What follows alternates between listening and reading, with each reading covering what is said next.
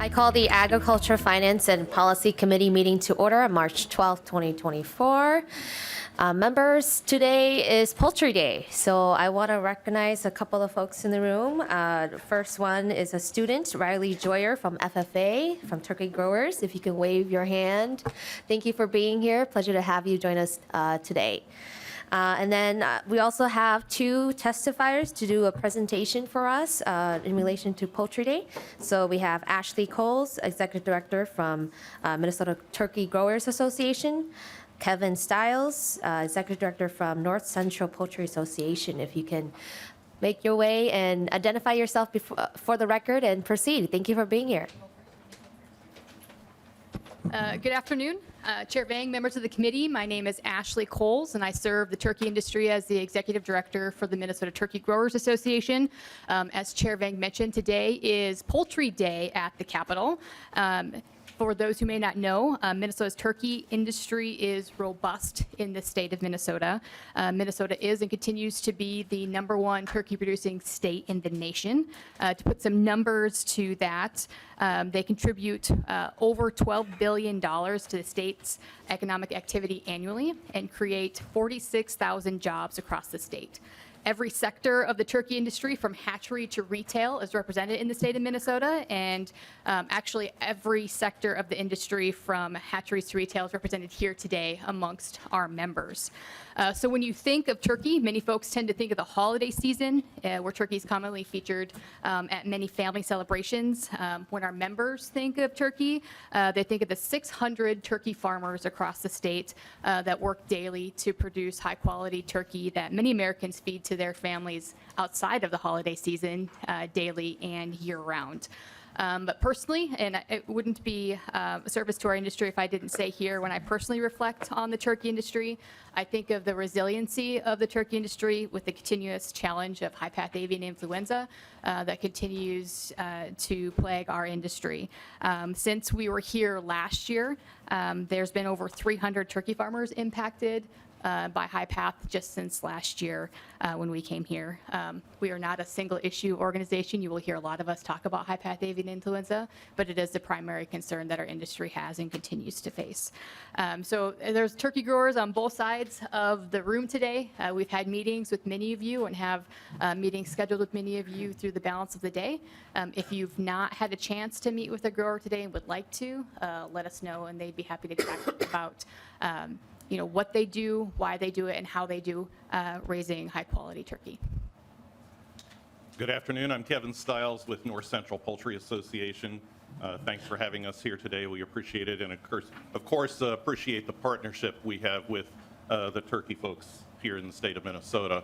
It really is a cohesive industry. We work together on so many issues, and a lot of the topics that we're talking today with legislators are shared issues.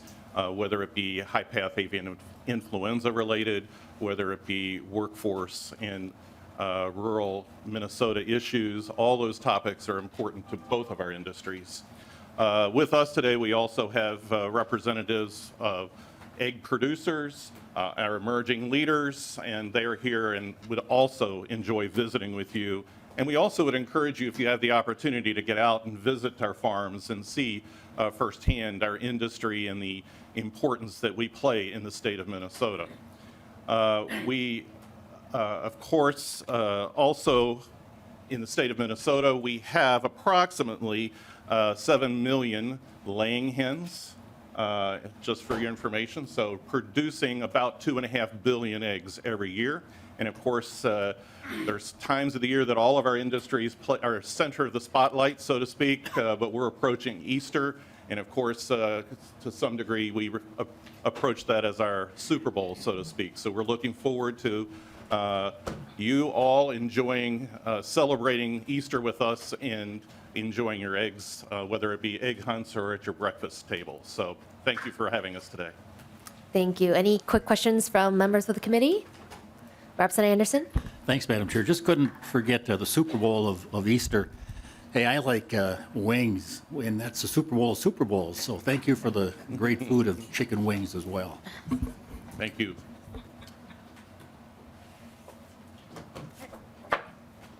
Vice Chair Pursell?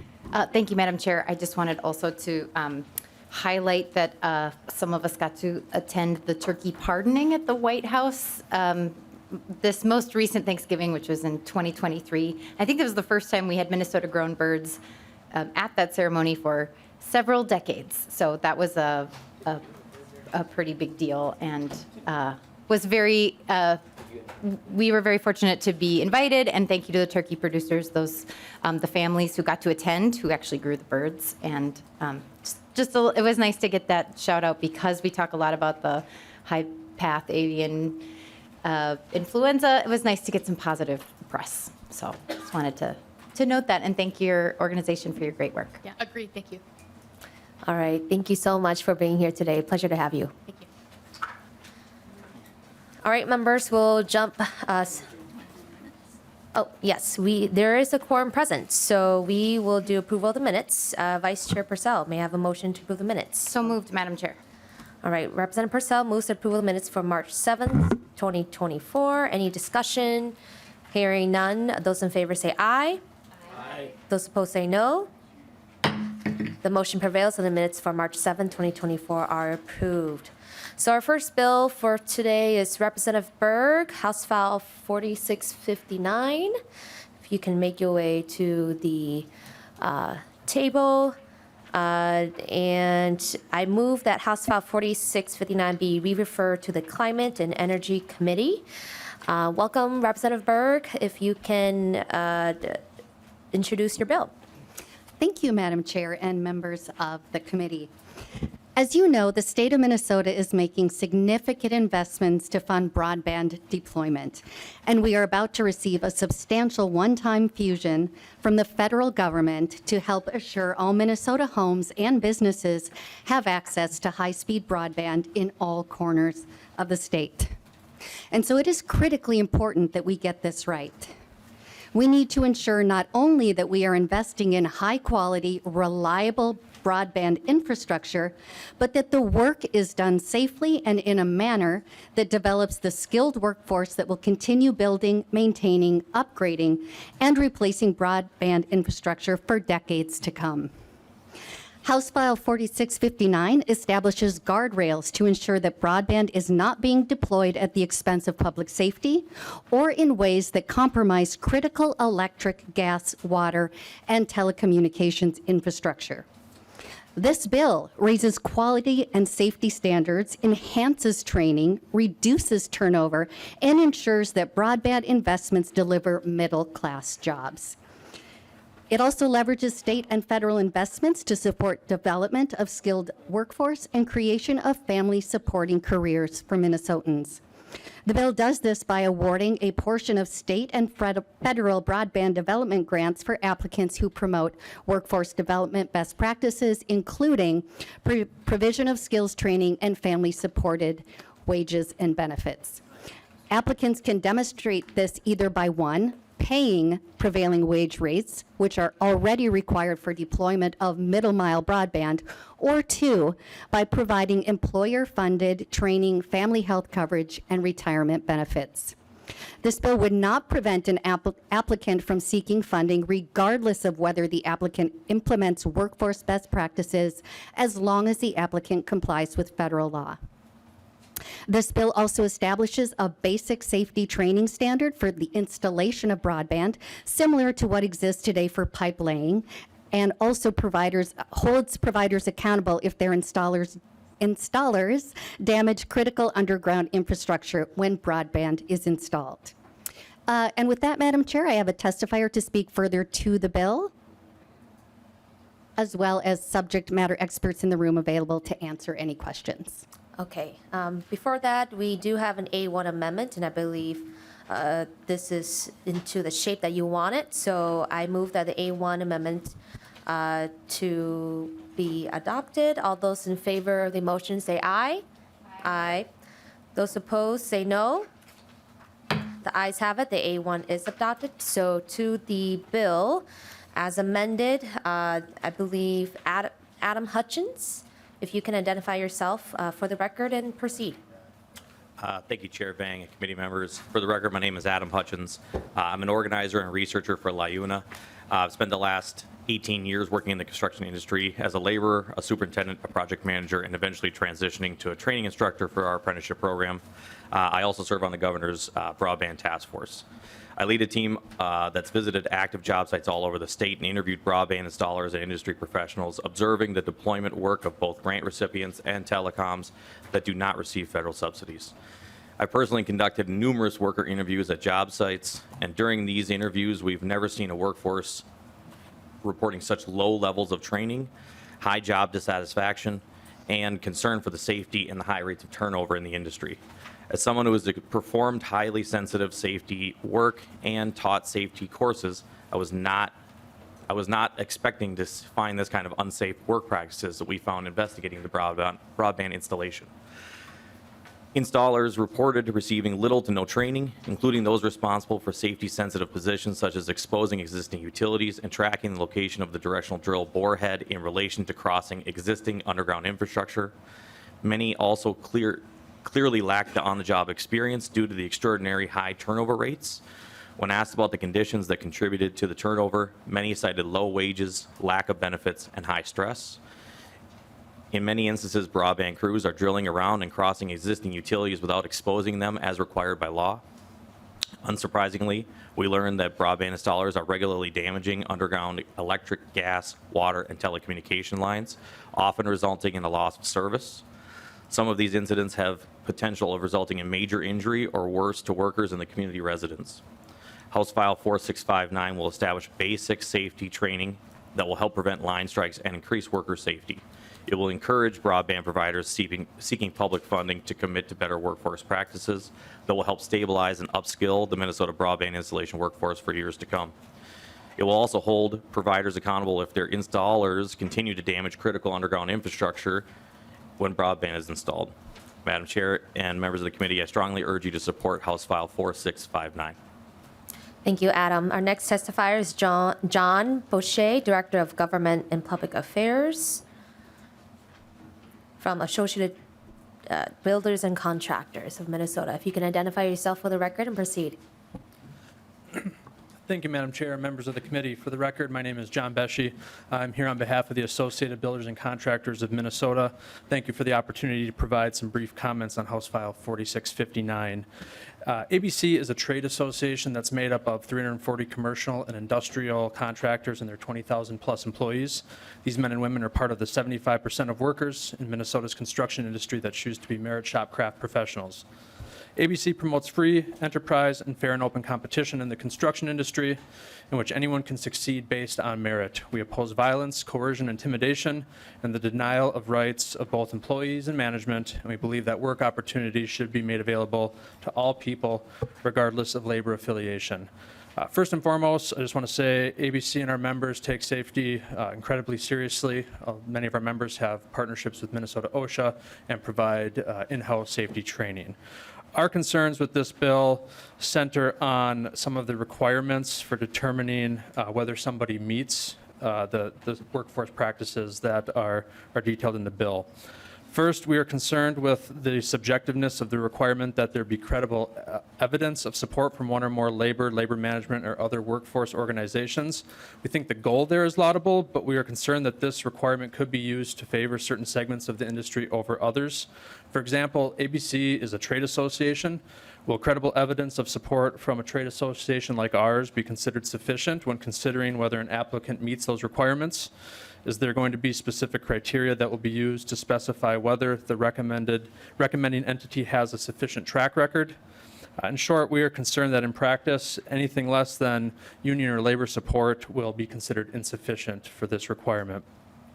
Second, it's not quite clear to us why a contractor would be able to opt to either pay prevailing wage or provide the 80 hours of skills training annually, the benefits, and the retirement payments. If this bill is about safety and quality of training, the fact that a contractor could opt to pay prevailing wage rather than provide the 80 hours annual skills training as the amendment dictates just doesn't make sense. The payment of prevailing wage is not synonymous with quality or safety, nor does it guarantee that an employee is going to receive those benefits. In conclusion, as written, we respectfully request a no vote on the bill, but I thank you for the opportunity to provide testimony. Thank you. Thank you, Director John. Next, we have Ms. Brant Christensen, President of Minnesota Telecom Alliance. If you can identify yourself for the record and proceed.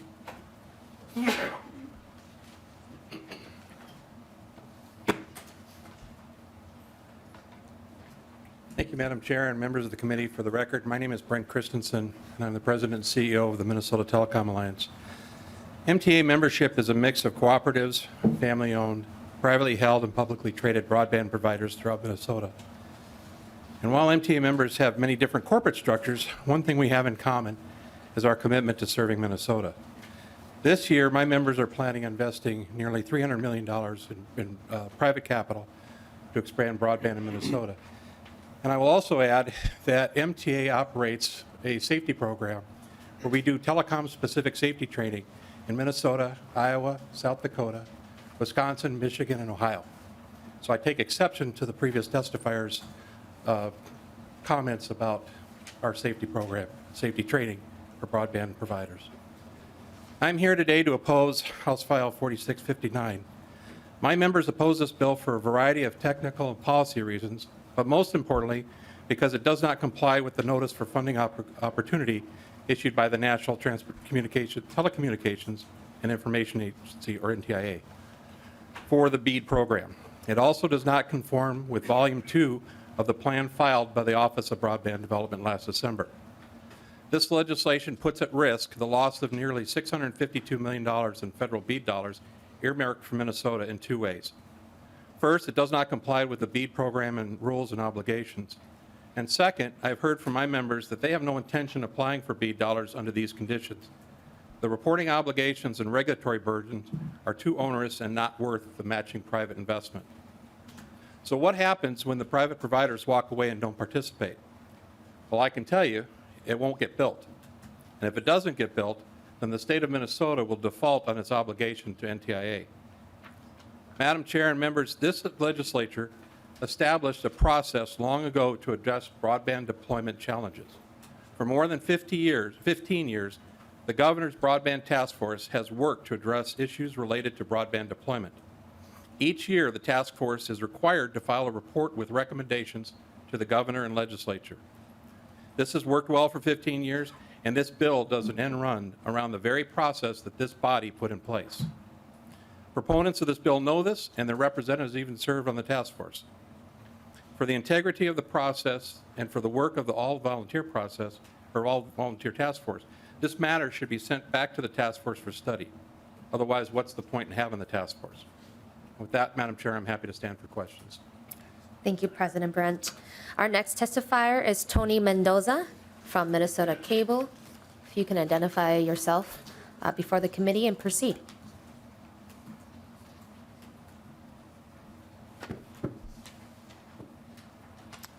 Madam Chair, members of the committee, good afternoon. My name is Tony Mendoza. I'm counsel to the Minnesota Cable Communications Association. MCCA is concerned about the impact HF 4659 will have on achieving universal broadband for Minnesota.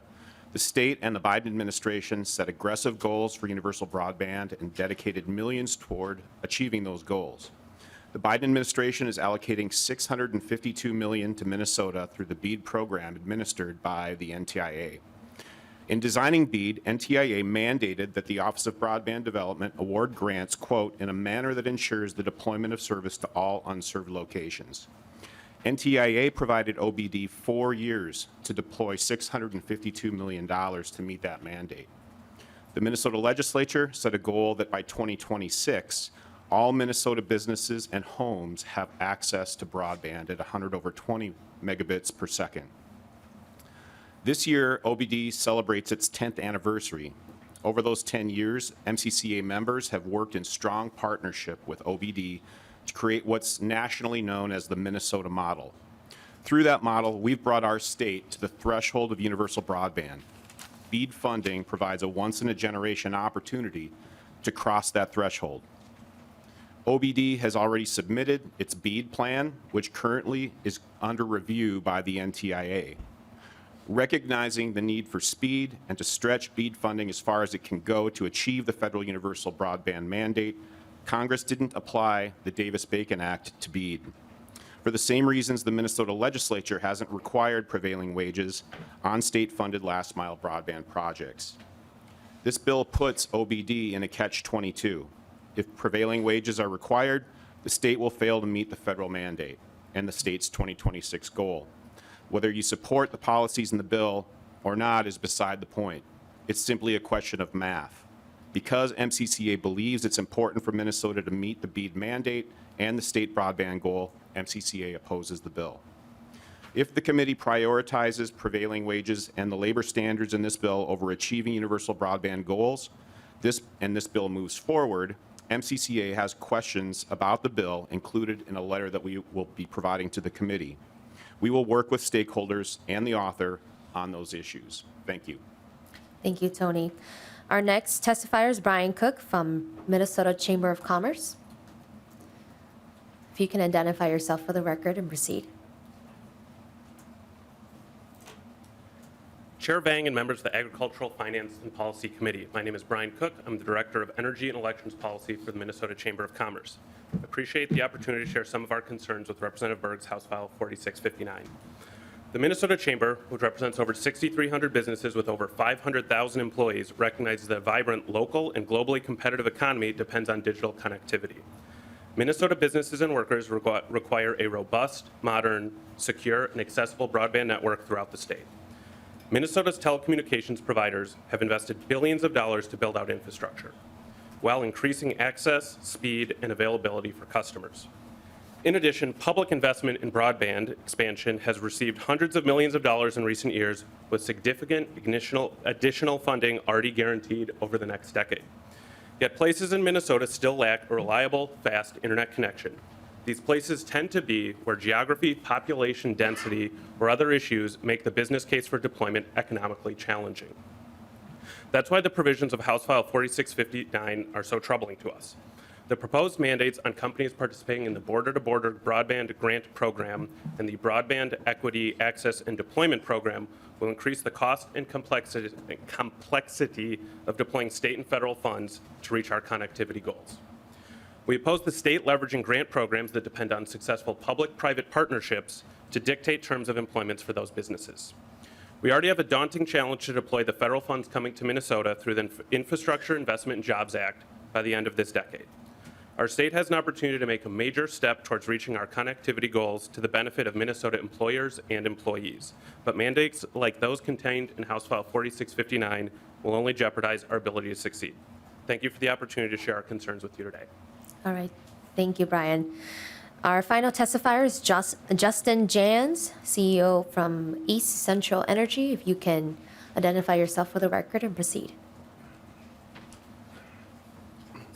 Good afternoon, Madam Chair and members of the committee. My name is Justin Johns. I'm the president and CEO of East Central Energy. We are a not-for-profit, member-owned electric cooperative, and we're building a fiber network to the nearly 100,000 Minnesotans that we provide electricity to today. I'm here to share our concerns regarding the proposed legislation on fair labor standards, particularly in relation to its impact on some of the poorest Minnesotans in the state. I would like to add that we've had some good dialogue with labor, some conversations about what compromise could look like, and so we look forward to continued conversation. Now, our organization is deeply invested in bridging the digital divide in rural areas, striving to provide high-speed internet access to every family in our service territory. However, the economic landscape of our project is already delicate. We serve many economically disadvantaged and socially vulnerable families, and the final cost of internet service is a critical component of our project. We want to see every child growing up in rural Minnesota have access to high-speed internet so they have the same digital opportunities as kids growing up in the metro areas. I want to emphasize the invaluable support that we have received from the state of Minnesota, particularly from the Office of Broadband Development and from the Department of Employment and Economic Development. Their guidance and funding mechanisms have set a national standard for efficient and effective broadband development initiatives. Bree Mackey and the OBD staff have been instrumental in our project's success thus far. This proposed legislation threatens to undermine projects like ours by adding further financial strain to projects already burdened by permitting costs, supply chain issues, the make-ready of poles, and rising fiber costs. This bill would jeopardize our ability to fulfill our commitment to providing broadband access to struggling rural communities.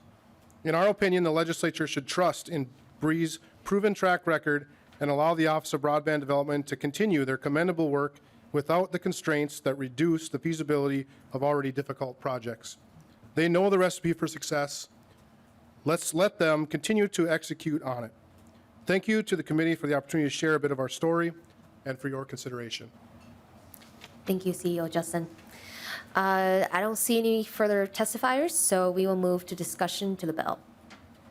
Questions from members? Representative Anderson. Thank you, Madam Chair. I'm looking through the bill in the amendment, and I don't see a date where this bill would go into effect. Could staff help me find that date? Mr. Sullivan? Madam Chair and Representative Anderson, I also don't believe there's a date specified in the bill, and when that's the case, it's Minnesota Statute Section 645.02 provides that the bill, unless it has an appropriation, would take effect the following August 1st. So I assume this bill, unless specified otherwise, would take effect this August 1st. Representative Anderson? Thank you, Madam Chair and Mr. Sullivan. Well, on page 2 of the bill, line 16, it calls for 50% of all of these projects to be implemented or affected by this bill in the year 2024, which is the year we are currently in. So to the bill authors, your understanding that we would be able to meet those goals yet this year with this bill taking effect in 2024? Representative Berg? Thank you, Madam Chair, and thank you for the question, Representative Anderson. I am going to have one of our subject matter experts come to the stand. If you can identify yourself for the record and proceed. Thank you, Chair Vang. Thank you, committee member. For the 2024 goal, if the implementation timeline could not match up with the next round, it could be adjusted to make sure that that next round is taken into consideration. So it would be available to be amended to make that work. We're committed to making that work. Representative Anderson? Okay, thank you, Madam Chair. So what we're hearing is that this bill needs a little bit more work. And I would ask the question, I've been around here for a while, and we've been told that for years Minnesota has a standard, the gold standard in the nation for broadband deployment. Our Office of Broadband Development does an excellent job getting out state grants, being matched by private capital. And just wondering if the Broadband Development Office had input into this. Do they see a need for this type of bill? And if the bill author or somebody could answer that question, I would appreciate that. Yeah. Representative Anderson, so today is the 10-year anniversary of the Office of Broadband, and unfortunately, they weren't able to attend today's committee, but it was not intentional that I scheduled in conflict of their event. But this bill is going through a couple committees, and so there will be opportunities for the Office of Broadband to provide input to as well. And I will remain in close contact with the Office of Broadband regarding this bill too. And Representative Berg, if you'd like to respond to Representative Anderson. Thank you, Madam Chair. Just responding broadly, we're very open to suggestions and to continued work on this bill. Ultimately, we just want equitable access to broadband for all Minnesota families, and we think that we can do that while also creating good middle-class jobs. So thank you. Representative Anderson. Just a final comment, Madam Chair. I would agree that our goal is for deployment statewide for all of our residents. But just from hearing some of the testifiers today, it would appear that increasing safety standards, prevailing wages, things like that, it's going to slow down this project and result in fewer homes being reached and possibly not meeting our goal by the year 2026. So I would encourage continued work on this bill, but in its current form, I just can't support it. So thank you, Madam Chair. Representative Nelson. Thank you, Madam Chair. And, I will too raise some of the same concerns. I've part of the district that I represent, or most of the district I represent, 11B, Pine County and Kanabec County make up the largest portion of that district.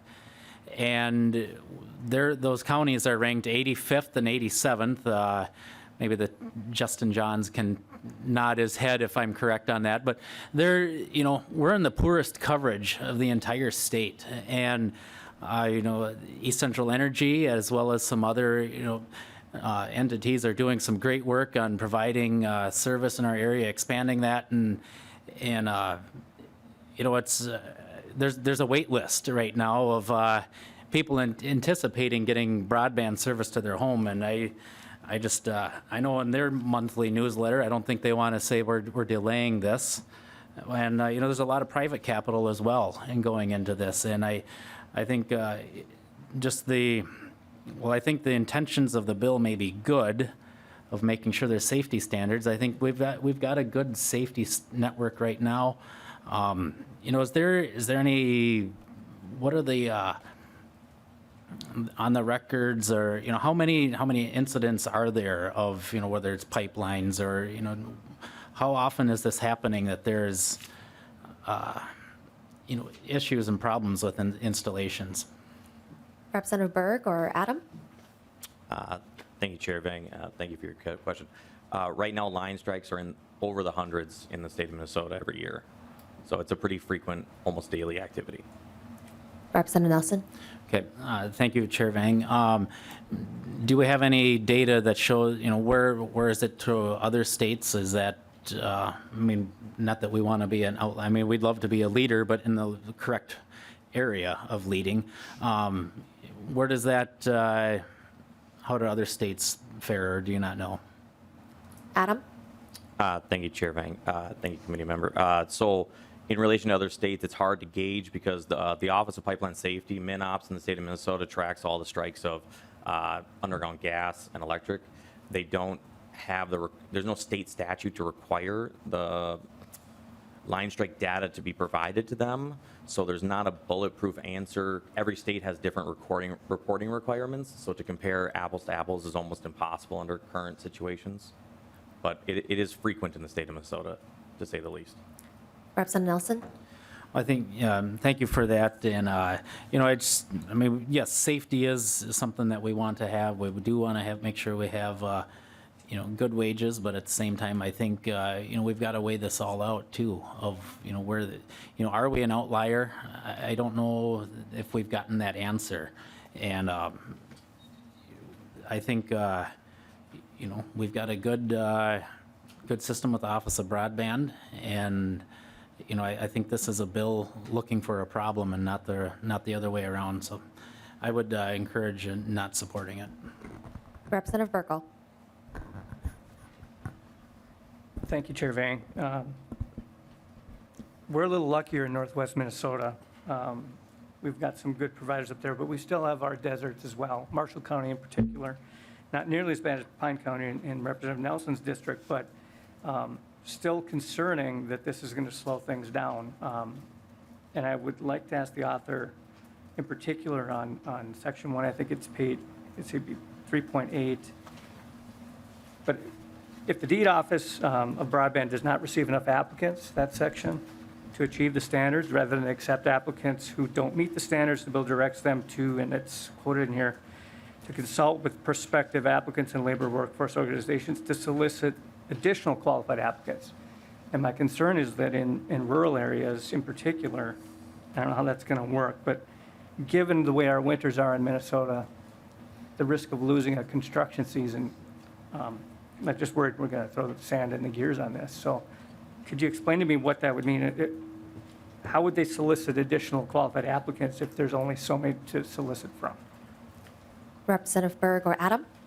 Thank you, Chair Vang. Thank you for the question. So that is the intent of having the three parameters. You can either use prevailing wage, use best practices, or there's also a sliver, 50% in the first year, 40, and then steps down to 30. Okay. If you could meet none of those provisions, you could still apply for grant funding. So the money in the grant funding will essentially be untouched by those rules in specific situations like you're referencing. Representative Burkle? Okay, I understand that, but is it true then that those would be put to the back end of the list if they don't meet those parameters? Adam? Thank you, Chair Vang. Yeah, the incentive is to find contractors and providers using best practices, and there are providers currently that are receiving grant funding that are using best practices today and will be ready day one of this to roll out. So, Representative Burkle. Yeah, I understand that. But like I said, in the case in rural Minnesota in particular, it's concerning to me. Another question for the author here, quick. So the governor's task force on broadband, I mean, there's a purpose for that. Why would we bypass? I heard from one of the testifiers that that was the case, that there was no consultation between the folks writing this bill and the task force. Is there a reason for that? Why wouldn't we bring them into the loop? Representative Berg or Adam? Thank you, Chair Vang. Thank you for the question. So I was put on the task force at the end of last year. We've only had 2 meetings, and with the BEAD funding coming so soon and Volume 2 not being approved for the BEAD funding in the state of Minnesota, we have a huge opportunity right now to set the standards going forward. And if we don't meet that, if we don't put a little stability in the market of what's going to be expected out of the BEAD funding, we won't have a chance to make sure that these jobs are made and quality, and we build out infrastructure with quality jobs in the time to come. So, Representative Burkle. I'll close things up here. Well, I'd argue that we already have that stable funding now. I'm concerned that this is going to make things more difficult, especially in our rural areas. But the comment was made that, you know, there's a business case to be made. I think Mr. Rice made that comment. Business case for broadband deployment. This will make it economically challenging, and I'm concerned that's where we're going here, and I'd be a no vote on this bill. Thank you. Further questions? Representative Ream. Thank you, Madam Chair. So I have a personal story about what happened in our city of Chanhassen. We had an internet provider laying down line, and they ended up cutting a wire that powered the street lights along a frontage road in front of the Chanhassen American Legion. And a lot of people were asking, you know, why are their street lights not working? Well, it was because they had punctured or they had cut a wire, and that was done in the fall. So we weren't able to repair that until the ground thawed the following spring. And I shudder to think of what would have happened if they would have cut, say, a gas line or something a lot more dangerous. So I know in the suburbs, you know, we're having issues too with some of these workers maybe not being trained well enough to know where the lines are. And so I think an emphasis on safety is really important, and I appreciate Representative Berg bringing this bill forward. Further discussion? Closing remarks, Representative Berg. Thank you, Madam Chair. I really appreciate the robust discussion. I think that we oftentimes get caught in this paradigm of if we're putting emphasis on safety and using best practices, if we are employing skilled labor, which are usually union jobs that create a family-sustaining wage and benefits for the workers, then somehow all of those components together are going to slow down the work and or make it so the work isn't as quality as it should be. And I would say that the opposite is true. If we are paying our highly skilled workers, if we are employing the highest safety standards, if we are using the best possible fibers, we are going to get equitable, strong, and reliable access to broadband across the state. So I'm happy to have more conversations offline, open to ideas and improvements, and I hope you'll support this bill. Thank you. Seeing no further discussion, Representative Anderson? I'd like to ask for a roll call, Madam Chair. Okay, a roll call being requested, and seeing no further discussion, we will move to roll call. I believe this is on the my motion for House Files 4659 as amended be re-referred to the Climate and Energy Committee. The clerk would take the roll. Chair Vang. Aye. Vice Chair Pursell. Aye. Lead Anderson. Anderson, no. Representative Burkle. Burkle, no. Representative Cha. Aye. Representative Frederick. Aye. Representative Hansen. Aye. Representative Harder. No. Representative Jacob. No. Representative Nelson. No. Representative Ream. Aye. Representative Sencer-Mura. Aye. Representative Tabke. Aye.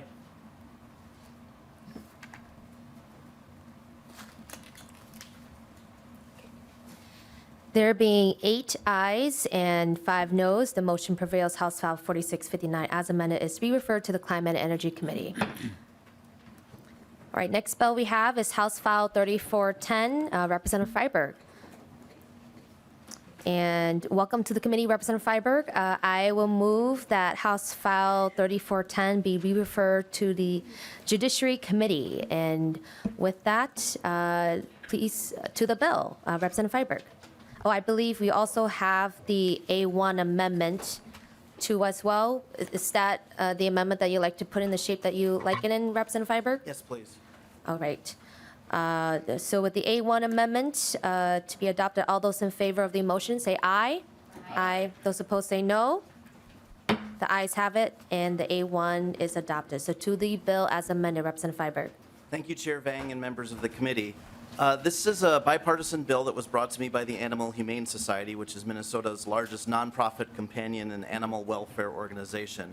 AHS operates 3 shelters in the Twin Cities area, including one in the district I represent. And I know that many people in this room, including me, have likely adopted pets from one of these shelters. We've shared the language of this bill with numerous stakeholders, including the Minnesota Veterinary Medical Association, which is neutral on the bill. This bill is simply about transparency. In Minnesota, kennels, shelters like the Animal Humane Society, and state-licensed commercial breeders are required to be licensed and inspected. Under current law, the inspection reports and other data for commercial breeders are classified as private under the Data Practices Act, so consumers cannot see the inspection reports even if they plan to purchase pets from a breeder. The same reports for kennels and shelters are already public data. People want access to information they can trust, whether they are choosing a restaurant, a hairstylist, or a dog and cat breeder. There's a chart in your package showing that inspection data for most state licensing boards in Minnesota is already public, and most boards post the information online. My bill treats dog and cat breeders like other regulated businesses. With that, I can turn it over to my testifiers. I believe Kim LeBeau from the Animal Humane Society is here to speak on it as well. Okay. Kim, if you can identify yourself before the record and proceed.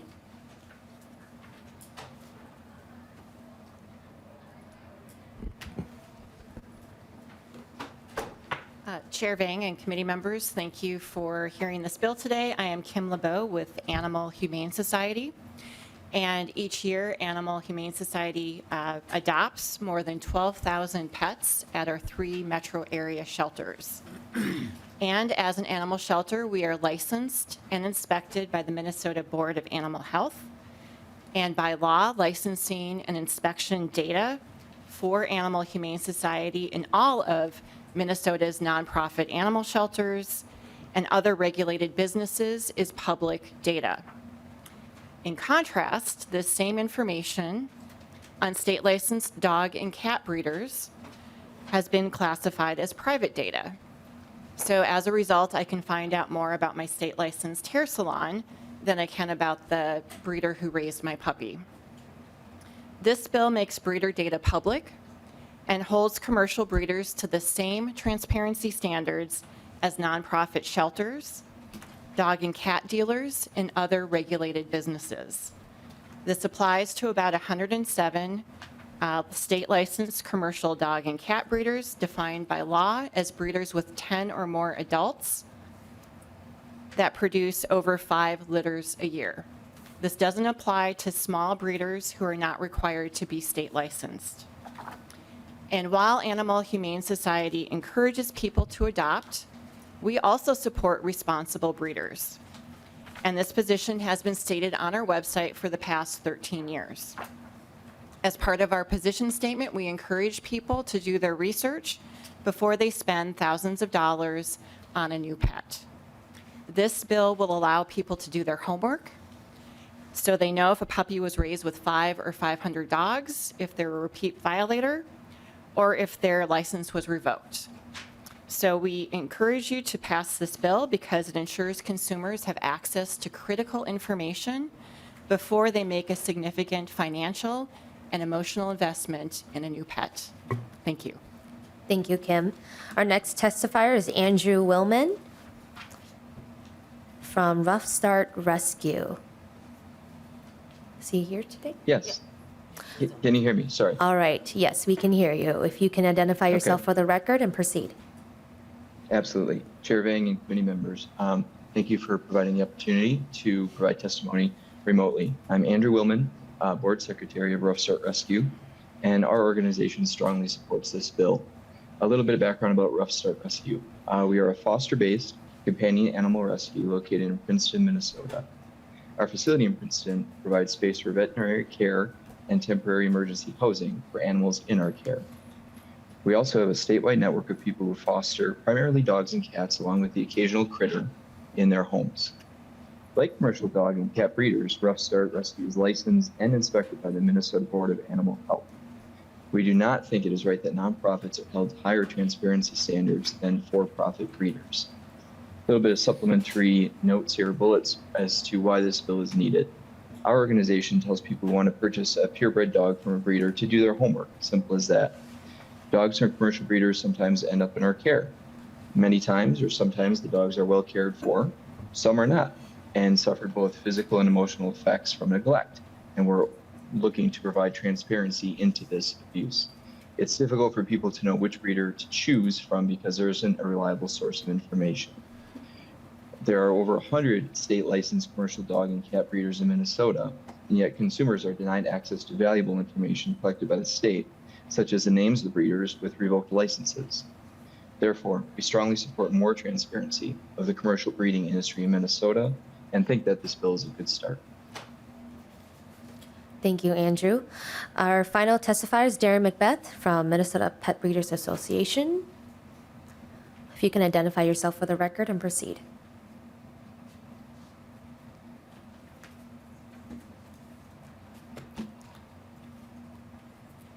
Good afternoon, Darren Macbeth, representing the Minnesota Pet Breeders Association. Yes, an association exists representing those who breed pets. We have among the Minnesota Pet Breeders Association businesses. They are businesses. They do it for profit to breed purebred and special traits and attributes in dogs mostly that people desire for showing purposes, for hunting purposes, for a companion animal in their home, that they want to pick out the type of dog and in the pedigree that suits them. And what needs to be brought to your attention and on the record here is the apples and oranges metaphor, the apples and oranges difference between animal rescues and shelters known as kennels in the law, and breeders, or commercial breeders, which I'll talk about in a second. And the apples and oranges difference is where the dogs and pets or cats come from to shelters and rescues. Sometimes it's not known. Sometimes the animals, yes, they're neglected or unwanted. They're stray. Many shelters acquire by the hundreds animals from other states that have been different for different reasons and different impacts to those animals, versus purpose-bred and raised pets from a breeder. In 2014, the law that we have now, the commercial breeder law, was negotiated. And yes, the data privacy or the business operating data of breeders, if they met the definition of a commercial breeder, was protected and declared private, non-public.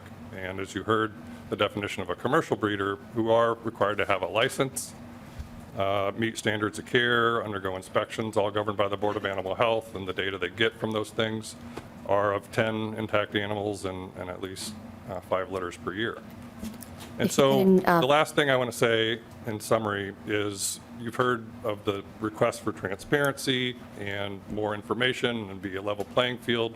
But A, when there's apples and oranges, different kinds of businesses. And B, it's not really the customer who is wanting this information, as you've heard today, because customers can ask the breeder.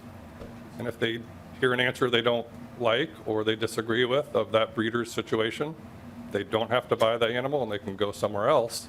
It's really activist organizations and people who don't like the concept of breeders versus rescues who want this information to.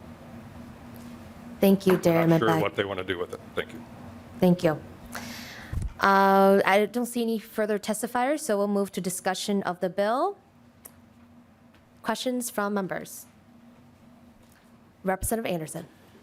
Thank you, Madam Chair. First of all, I love dogs. I love yellow labs and the greatest animals there are. But, you know, I've been around back in 2014 too, where we worked this compromise out where the breeders were licensed and regulated, and the Board of Animal Health contains a list of those in good standing, and the Board of Animal Health must share that information. And so I guess I just kind of go back to that 2014 compromise where this information of breeders was to negotiate it to be kept private, and I would stand by that compromise, Madam Chair. Representative Jacob. Well, thank you, Chair Vang. So in Winona County, we've got more dog kennels than any other county in the state of Minnesota. With that, the majority of those dog kennels are operated by the Amish community, and out of respect for their religious beliefs, they try to be as private as they possibly can. So do you have any concerns about, first of all, privacy, and then I'll have a follow-up question about biosecurity? Representative Freiberg. Thank you. I think some of the, there was a letter I noticed in your packets from the American Kennel Club, and it talked about the potential to visit private homes and making people's private homes, information about people's private homes public. The amendment that we adopted at the beginning actually gets rid of that requirement and I think addresses some of those concerns about privacy. It says only that the city or township where the breeder is located has to be made public. So I think, especially with the adoption of the amendment, I believe the privacy concerns are addressed. Representative Jacob. Well, once you have the person's name and their county, it's as simple as going on Beacon to find where their address is. So it's the same difference as giving out their private information. And with that, these facilities are just top-notch facilities. The kennels are nicer than many of the homes that I've been in, and they are just so concerned about anything being brought into those facilities. So if someone comes to the premises, they're going to have to put on essentially not a hazmat suit, but a white suit and footwear and headgear. This all makes those places more accessible. And do you have any concerns about people potentially coming to these facilities and bringing diseases to these dogs that weren't there previously? Representative Freiberg. Thank you, Madam Chair. Thank you, Representative Jacob. I guess not really. The bill doesn't change anything related to access to these provisions. It only says that data that's not identified by address has to be made public. And so that's like the number of animals that they're keeping, any record of violations. It sounds like you're describing a really strong organization there. So I imagine they would have nothing to be concerned about. Representative Jacob. That's fine. Thank you. Further discussion? Seeing none, closing remarks, Representative Freiberg? Thank you, Madam Chair. Appreciate you hearing this bill. Like I said, it's an important data transparency bill. I think it will give potential customers and people who want to adopt animals access to information that's not previously available. So thank you again. Right. I renew my motion for House File 4659 as amended be referred to the Climate and Energy Committee. All those in the favor of the motion say aye. Aye. Those opposed say no. No. The ayes have it, and the motion prevails. House File 4659. I'm sorry, Madam Chair. I believe the motion was to send it to Judiciary, and you had Oh, said sorry. Climate. My apologies. I will redo the motion. Renewing my motion I'm reading the wrong motion. Renew my motion for the House File 3410 as amended be referred to the Judiciary Committee. All those in favor of the motion say aye. Aye. Opposed say no. No. The ayes have it, and the motion prevails. House File 3410 as amended is be referred to the Judiciary Committee. Thank you, Representative Freiberg. Our next bill is House File 4655. And I will switch the gavel with Vice Chair.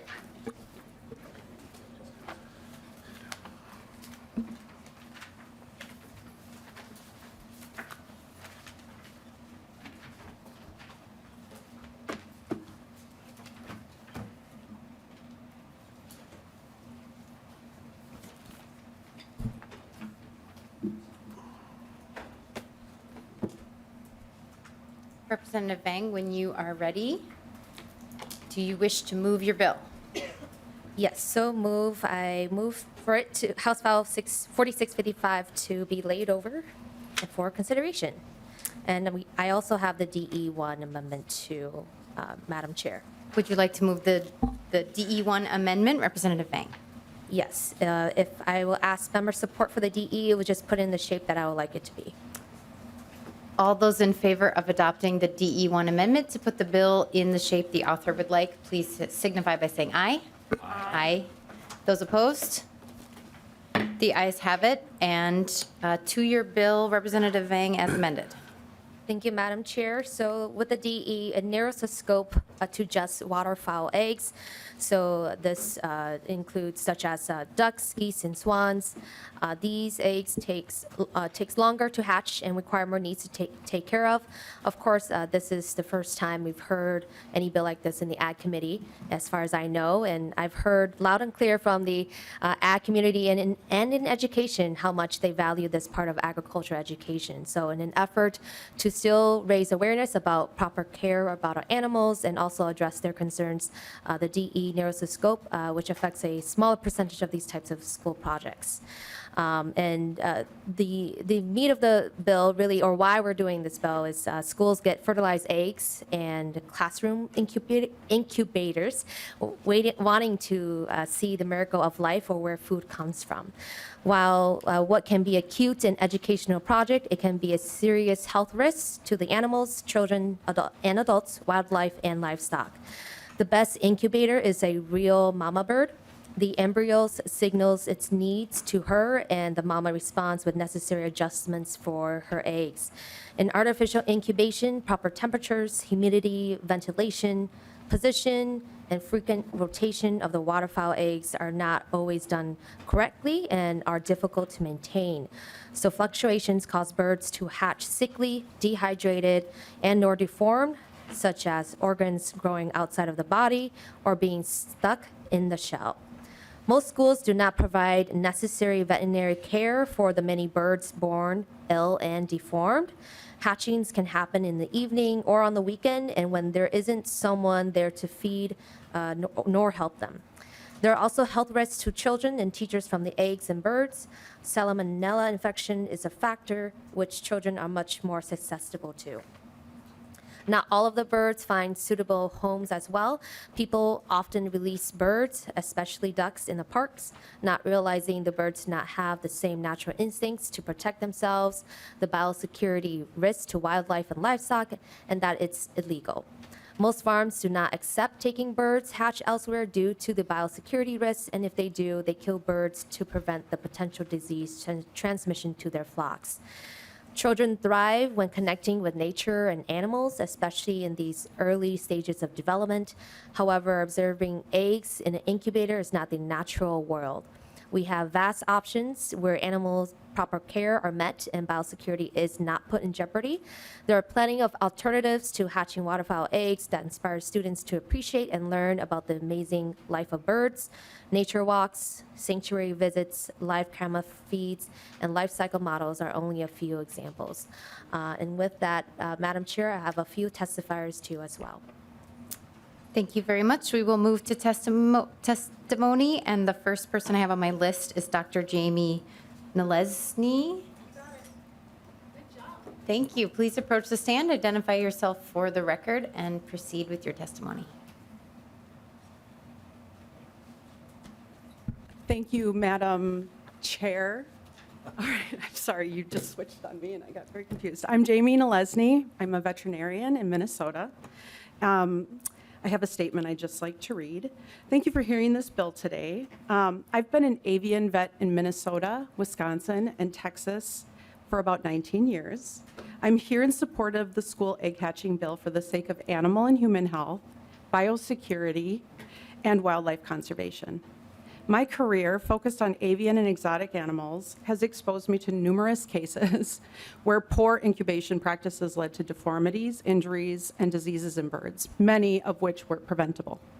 I've dealt with outbreaks of diseases like duck viral hepatitis requiring drastic measures, such as euthanizing affected nurseries.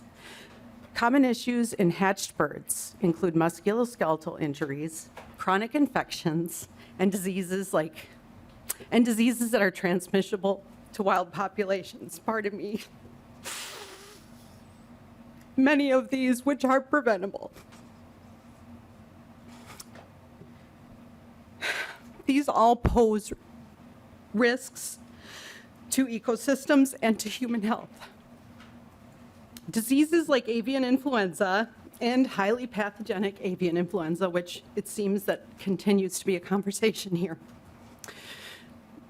they underline the need for better biosecurity, and we can do better. Other biosecurity concerns that no one has really mentioned are these escaped birds. They can introduce respiratory infections, coccidia, mycoplasma, chlamydia, giardia, cryptosporidia, mycobacterium, that's tuberculosis,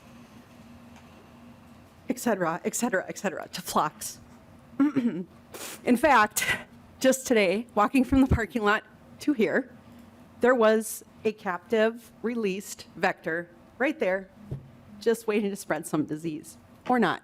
I'll be catching this bird up and quarantining, so don't you worry about that one bird. But it's just so unfortunate to see these animals end up escaped or released. I advocate for discontinuing school hatching products and hatching projects and products involving all waterfowl. I feel that these projects can actually negatively impact our children, our teachers, and our veterinarians, emotionally, obviously. But it can also really pose a public health concern with the risks from zoonotic disease. So again, given the recent HPAI outbreaks and knowing that we just had HPAI down the river, and that was in West Virginia 3 weeks ago. It'll be coming up with the Super Bowl of my life, which is birding and spring migration. So we really should be thinking about this right now. Alternative educational tools, such as Chairperson or Chair Vang has already discussed, such as using a brooder hen, like an actual real live bird. How cool would that be for kids to actually watch? We could do candling exercises with real eggs from the National Poultry Improvement Plan, NPIP is what I usually call it, certified facilities, and they can offer much safer and more enriching experiences. Obviously, I felt very ethically obliged to my veterinary oath to protect human and animal health, to voice my support for this school hatching bill, emphasizing the importance of preventing disease as well as animal welfare. Thank you for the opportunity to speak on this important topic, and I hope you will consider moving this bill forward. Thank you. Thank you for your testimony. The next testifier I have on my list is Tom Apple. If you are able to approach the stand, please. Please state your name pronounced correctly and begin your testimony.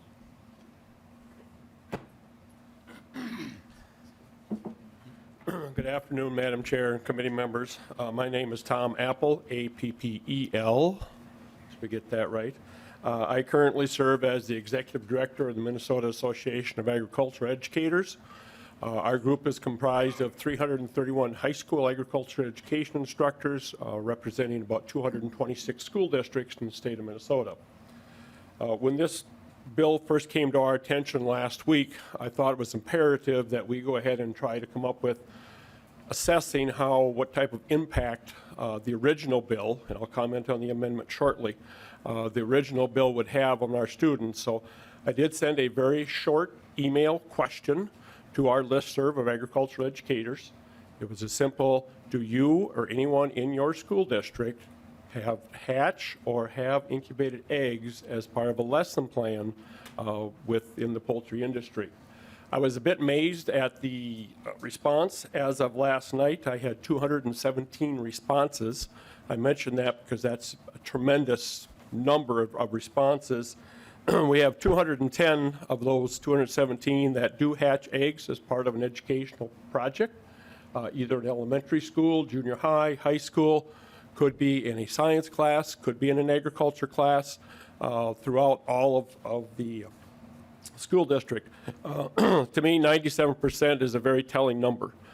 So when we first saw that we were going to ban this completely, that became a major issue for our association and for our membership.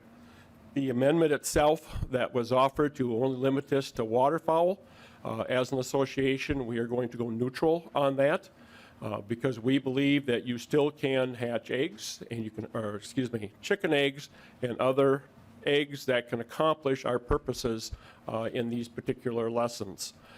Our biggest reason for wanting to maintain this is the fact that one of the purposes of agriculture education is to teach people in and about agriculture. We in our profession term that agricultural literacy. I believe one of the other testifiers today will talk a little bit about the Minnesota Ag in the classroom and how vital that is to agriculture education and to letting know people where their food comes from.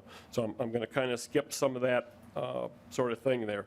Received a lot of concerns within the poultry industry, received a lot of concerns from our instructors in terms of this becomes a complete ban. That would not be a good thing for us.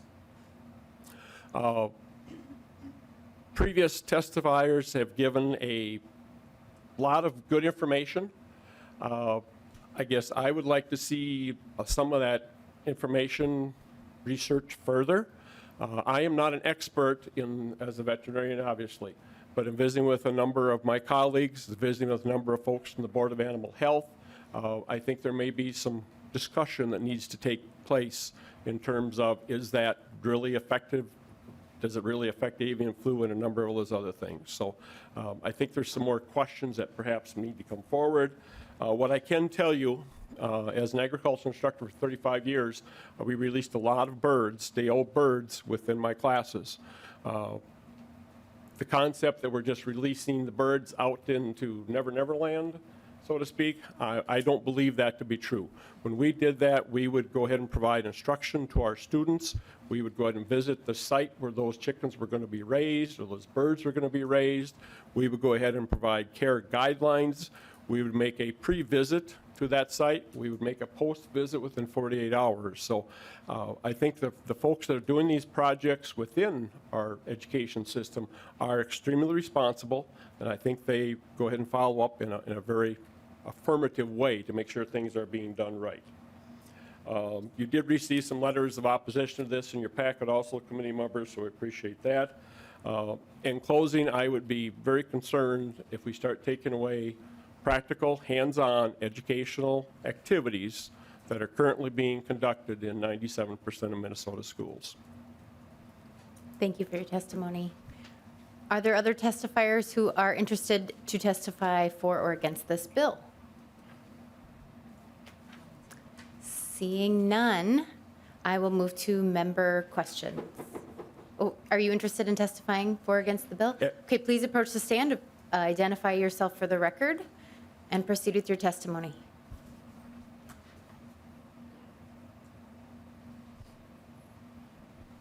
Thank you, Madam Chair and committee members, for allowing me to share my concerns with House File number 4655.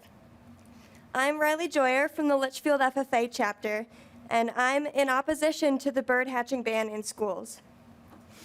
There are many agricultural programs in Minnesota schools, as I'm hearing 97%, that is a large number, incubating chickens, turkeys, and ducks in their classrooms. These are in high schools, middle schools, elementary schools, and ag in the classroom programs. I personally know 2 schools that incubate ducks, and this waterfowl amendment would force them to change their agricultural lesson programs.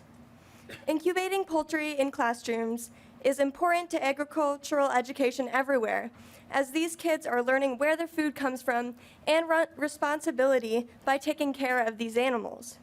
Specifically in communities nearby Litchfield, I know the chickens, turkeys, and ducks being raised are very well taken care of, since they are these kids' 4-H and FFA projects that they have brought from their homes to their school and will bring back home to their own farms after this classroom use. On terms of proper care, these students spend lots of class time prior to this project studying poultry and making sure they will take care of these birds properly. As I said before, these 4-H and FFAers specifically are bringing their eggs to school and bringing them home afterwards, so that these birds are well taken care of. Thank you for the opportunity to testify against this act, and I encourage you all to vote against it in the best interests of agricultural education of students. Thank you for your testimony. Other testifiers in the audience who wish to speak on the record? Seeing none, now we will move to member questions. Representative Jacob. Sorry, I see a number of hands. Thank you, Chair Pursell. So, a couple questions. Talk about school. How will this affect FFA, 4-H, and county fairs? Representative Vang? Madam Chair and Representative Jacob, I think it's a pretty straightforward bill to simply ban schools from hatching or incubating waterfowl eggs. So it doesn't ban them to hatch chicken eggs, and so if they need to change their lesson. If they're hatching ducks, they can choose to hatch other types of eggs that are not waterfowls. Representative Jacob. I don't think that answered my question. So the extension programs sponsored by the state of Minnesota are where the 4-H and county fair programs come from. So what does this do to those programs? Representative Vang?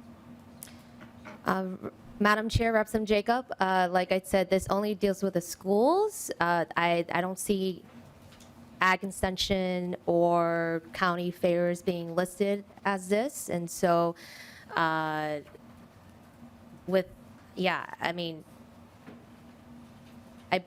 perhaps Mr. Sullivan can help take a look at the amendment. But I'm just reading the language here. Is that school board must prohibit a bird hatching project as part of the lesson in a study in a classroom or program. So if that community education is located in a school, then I think that would apply. Mr. Sullivan, do you care to weigh in on the interpretation of the bill as amended? Madam Chair and members, I generally agree with the interpretation that Chair Vang just had there, and that's that if the activities Representative Jacob is asking about are considered co-curricular activities or extracurricular activities, which are defined in the bill summary by a colleague of mine who's more familiar with this terminology in the education area, if indeed, for example, 4-H was considered a school-sponsored co-curricular or extracurricular activity, then it would apply, the ban would apply to 4-H held at a school, is my understanding. Representative Jacob. Okay. Something that is a priority to me is bringing the rural community and the urban community together, and especially for the urban community to see how the rural community functions. And I feel like this is something that potentially really drives a wedge in that. In the same way that I came to the program we had this summer where we had the greenhouse gardens in the metro area, I didn't see the benefit in that until I went there, and I agree now that's very important for the urban population to see those greenhouses, what's being done there. I think you're taking, just a comment, I think you're taking a very important educational piece away from the community that's bringing urban and rural areas together.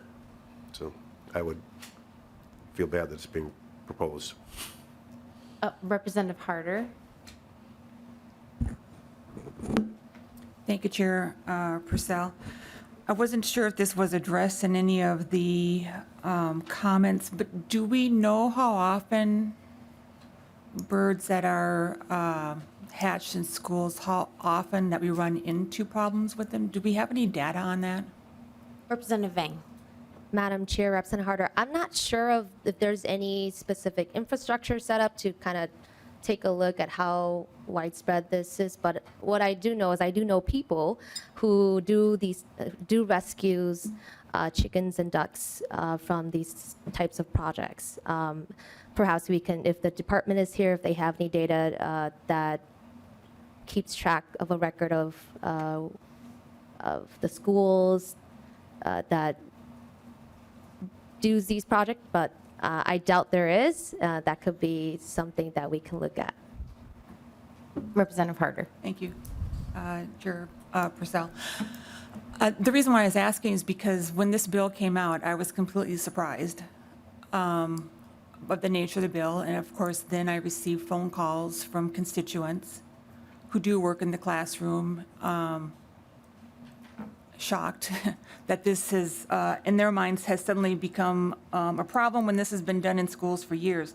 And so a constituent of mine did submit some testimony in your folders with pictures, because he does do work in the classrooms, and asked me just to say a few comments about the importance of the hatching within the classrooms. And he basically said that the classroom hatching programs can be integrated into lessons about agriculture, introducing students to fundamental concepts such as breeding, reproduction, and genetic diversity. And the knowledge is foundational for understanding how these processes work, and oftentimes it might lead towards careers. And I know of a number of students that do these projects that lead to 4-H projects. It's just a value for agriculture, another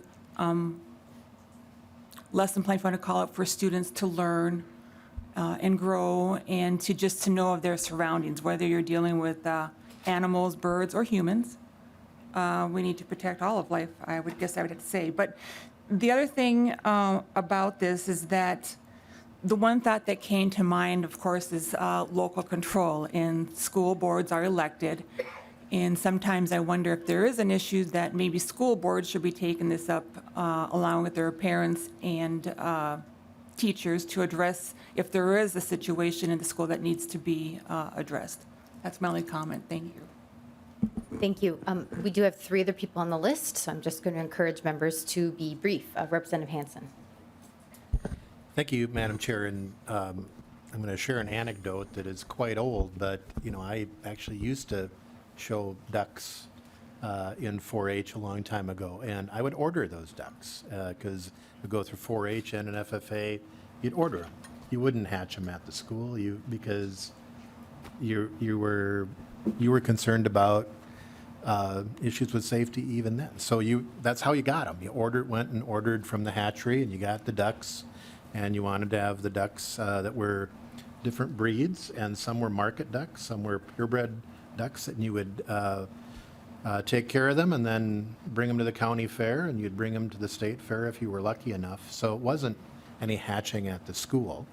I think when you look at the subdivision 25, I could see where maybe there was a misunderstanding, but the plain language hatching means, I believe, coming from out of an egg. If you were talking about building a wood duck house and you're educating about hatching, that's not hatching an egg, you're doing an educational program. Maybe that just needs to be clarified a little bit. If you're building a wood duck house, that's hatching, but you're not hatching the wood duck in the school. You're talking about it as part of, I think the program is like outdoor education or something like that. So I don't think this thing is that, when we look at how it actually works. Now, maybe it's changed in 50 years, but I don't think it has. You still have to order the poultry from a certified hatchery, and usually you get them when they're little and fluffy, not as eggs. Thank you, Representative Hansen. Representative Burkle. Thank you, Chair Pursell. I know we're running out of time here, so I won't go too long. But thank you, Chair Vang, in your introduction. I think you kind of nailed it to some degree, even though I don't agree with everything about the bill. But you mentioned the miracle of life, and in particular, what resonated with me, especially given the emotional testimony from a veterinarian. First up, you mentioned how the embryo signals its needs to the mother. I think it's an interesting concept, and I think that's what kids, the idea that we're teaching our kids how life works and the life cycle of the egg. And just beyond that, I think I'll tie this into, the fact that we're seeing such a vet shortage. I just think the hands-on learning that this kind of a program provides our kids in school And the fact that you're trying to entice kids to look at that as a career option, just really important. So I'd hope that this doesn't go any farther down the road, because I think it's really important if we're going to inspire our kids to be in agriculture and especially a veterinarian. So thanks for that. Thank you, Representative Berg. Representative Cha. Yes, I just want some clarification. I don't know who can answer this, but is the 4-H and FFA program part of the educational curriculum at a school? Do we have a definite answer on that, or do we know? This is the question to Mr. Sullivan or to Representative Vang? Well, Madam Chair, I believe our testifier, Mr. Apple, can come help answer this question. Please restate your name for the record and answer briefly, please. Tom Apple, Executive Director, MAAE. I believe I can provide some clarification for that. That's how I would interpret it with being in agriculture education for 44 years. The 4-H piece, I don't believe you're going to see eggs from 4-H being hatched in a school. I mean, as Representative Vang had said, this bill is specifically to have an incubator on school property. I believe that is the purpose of this. I believe that's for clarity. Referring to the FFA portion of it, I don't believe it would be any effect on county fairs.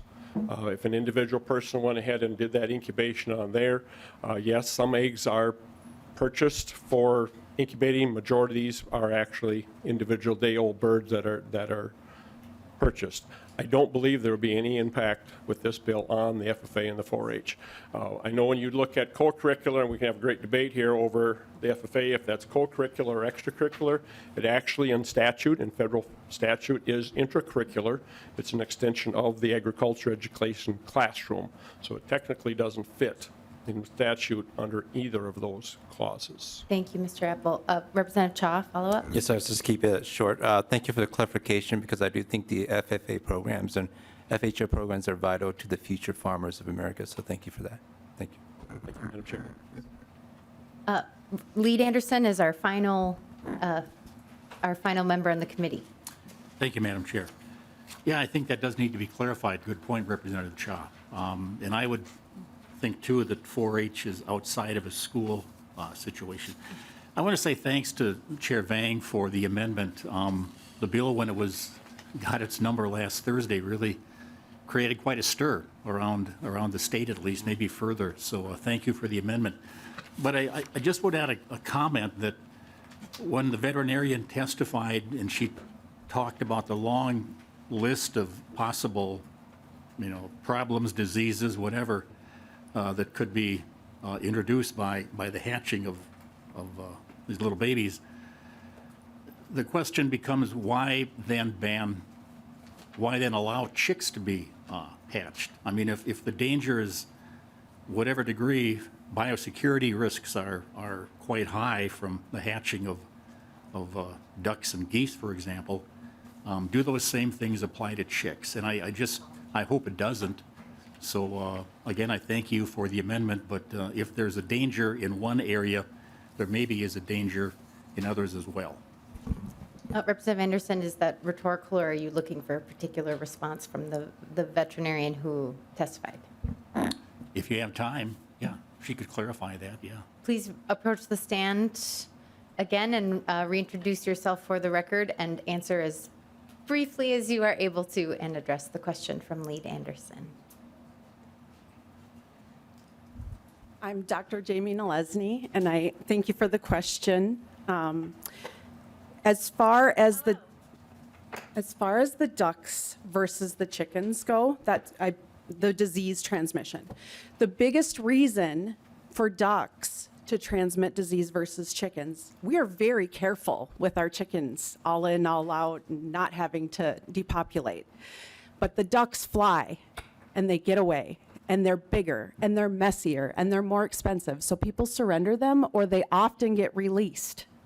So when they get released and they decide to mingle with the other ducks that came up with avian influenza, or they're introducing a potential disease into the classroom. So that's where everybody is affected, is the kids, when it comes down to infectious disease. But that's just with the hatching. I'm discussing when these birds get out of the classroom.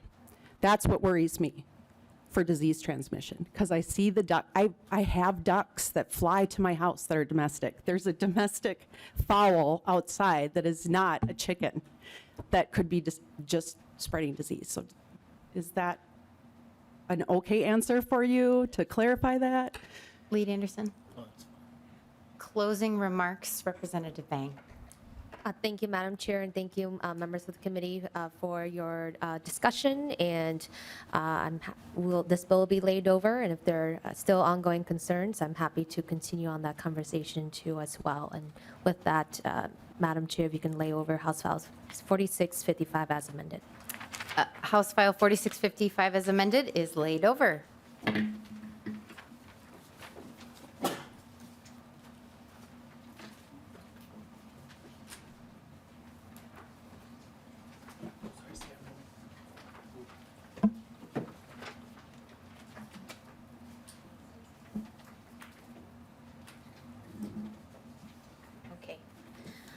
All right, members, we only have 2 bills left. I think it'll be short, so if you guys can keep this brief too as well. There are agency bills, and so we have our first one, House File 3821, Representative Sencer-Mura. This is regarding the Food Safety Defense Task Force provision.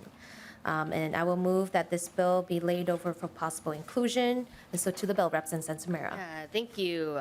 So this bill would extend the expiration date for the Food Safety and Defense Task Force by 10 years. It's supposed to expire in June of 2027. This would move it to June of 2037. This task force advises the legislature and MDA regarding food and safety issues. They were very helpful during the pandemic, specifically looking at certain supply chain issues. It includes the Commissioners of Agriculture and Health, as well as representatives of certain federal agencies, the Minnesota Grocery Association, statewide farm organizations, food and health professionals, and the University of Minnesota. MDA is available if there is any more questions about the bill. All right, I see no testifiers, so questions to the bill. Representative Anderson. Thanks, Madam Chair. Quickly, usually we don't extend some of these things until a year or two before they're due to expire. Why 3 years ahead of time? Yeah. Representative from MDA want to come down and? Do we have Commissioner or, oh, I see a staff member. If you can identify yourself for the record and proceed.